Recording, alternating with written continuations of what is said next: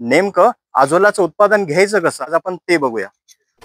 तर मित्रांनो, सर्वात प्रथम आपल्याला आपल्या शेतामध्ये अशी जागा निवडायची आहे जिथे साधारणपणे आपल्याला सावली असेल। एका झाडाखाली देखील तुम्ही याचं उत्पादन घेऊ शकता। जर का तुम्हाला सावली मिळत नसेल तर त्यावेळेस तुम्ही त्याला अशी ग्रीन नेटिंग करू शकता, जेणेकरून आपल्याला तिथे सावली मिळेल।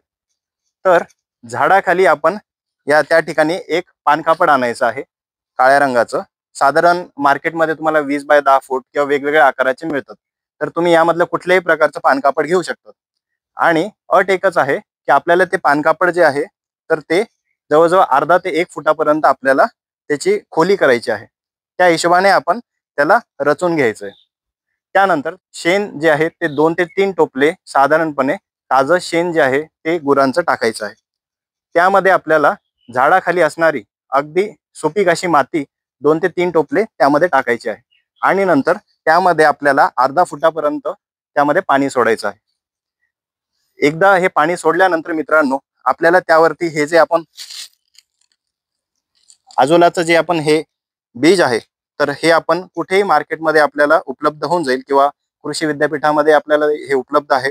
200 ते 300 रुपये किलो या दराने आपल्याला मिळेल।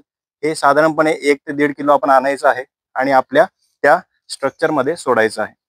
साधारणपणे सुरुवातीच्या 15 दिवसामध्ये एक पूर्णपणे अशी हिरवीगार ही चादर आपल्याला अझोल्याची पसरलेली दिसते।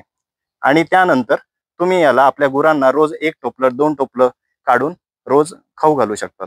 3 ते 4 महिन्यानंतर आपल्याला या अझोल्याचं जे डाबर आहे त्यातलं पाणी बदलायचं आहे। त्याच्यामधलं जे काही आपण मटेरियल टाकलंय, माती आहे, शेण आहे, ते आपल्याला बदलायचं आहे। आणि हो, हे जे पाणी आहे हे फेकून द्यायचं नाही आहे, कारण की अझोलामध्ये एक सूक्ष्म जीव असतो, त्याचं नाव आहे अॅनाबिना। तो काय करतो तर हवेमधला जे मोठ्या प्रमाणावर नत्र आहे ते हवेतून घेतो आणि अझोलाला देतो। यामध्ये हे नत्र बऱ्यापैकी प्रमाणामध्ये खालच्या पाण्यामध्ये देखील उतरलेलं आपल्याला दिसते। त्यामुळे हे पाणी तुम्ही जसं आपण युरिया शेतामध्ये आपल्या पिकाला देतो त्याच प्रकारे नत्र देण्यासाठी आपण हे पाणी फवारणी मार्फत किंवा ड्रेंचिंग मार्फत वापरू शकतो। आपल्या शेतीला जैविक शेतीकडे रूपांतरित करू शकतो।